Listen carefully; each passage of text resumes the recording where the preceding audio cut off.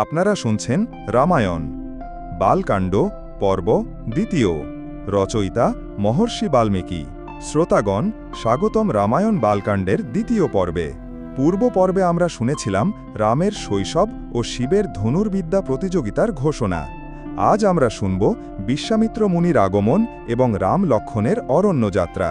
সেই সময়ে বিশ্বামিত্র মুনি রাজা দশরথের দরবারে উপস্থিত হন। তার কণ্ঠ ছিল দৃঢ়, দৃষ্টি ছিল গভীর এবং কপালে ছিল ঋষি ধর্মের দীপ্তি। তিনি বললেন, হে মহারাজ, আমি আপনার সাহায্য চাই।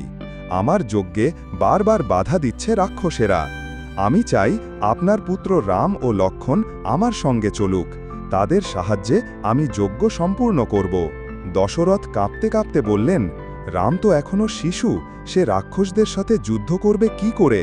বিশ্বামিত্র বললেন, হে রাজন, আপনি জানেন না, রাম জন্মেছেন বিশেষ কর্মের জন্য। তিনিই দুঃখ হরণ করবেন। আমি তাকে দেব অস্ত্রবিদ্যা, যা তাকে অজেয় করে তুলবে। শেষে গুরুবাক্য মেনে রাজা দশরথ রাম ও লক্ষ্মণকে বিশ্বামিত্রের সঙ্গে পাঠান। রাম ও লক্ষ্মণ সস্নেহে বিদায় নেন। কৌশল্যা কাঁদেন, কিন্তু গর্বও বোধ করেন।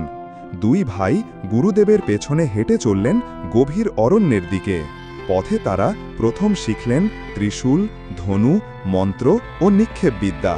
বিশ্বামিত্র তাদের সব গোপন অস্ত্রের জ্ঞান দেন। রাম হয়ে ওঠেন অসাধারণ এক বীর। এক রাতে তারা পৌঁছান একটি ঘন অরণ্যে, যেখানে বাস করত তারকা নামক এক ভয়ঙ্কর রাক্ষসী। সে কণ্ঠে গর্জন তুলে বলল, কে আমার বনাঞ্চলে প্রবেশ করেছে? বিশ্বামিত্র রামকে বললেন, এই তারকাই তোমার প্রথম পরীক্ষা। রাম ধনুক তুললেন। তারকা ঝাঁপিয়ে এলো। আকাশে গর্জন উঠল। একটি তীক্ষ্ণ বাণে রাম তারকার বুকে বিঁধলেন। তারকার দেহ ভূমিতে পতিত হল। অরণ্য জুড়ে ফিরে এলো শান্তি, শেষাংশ। এইভাবেই রামের বীরত্বের সূচনা হয়। বিশ্বামিত্র মুনি তুষ্ট হলেন এবং আরও অস্ত্রবিদ্যায় রামকে দীক্ষা দিলেন। পরবর্তী পর্বে শুনব কিভাবে রাম মিথিলায় পৌঁছালেন, ধনু ভাঙলেন এবং সীতার সঙ্গে তার সাক্ষাৎ হল। শেষ কথা, আপনারা শুনলেন রামায়ণ বালকাণ্ডের দ্বিতীয় পর্ব।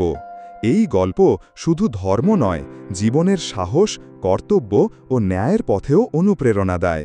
পরের পর্বে দেখার জন্য লাইক, কমেন্ট, শেয়ার করে সাথেই থাকুন। ধন্যবাদ।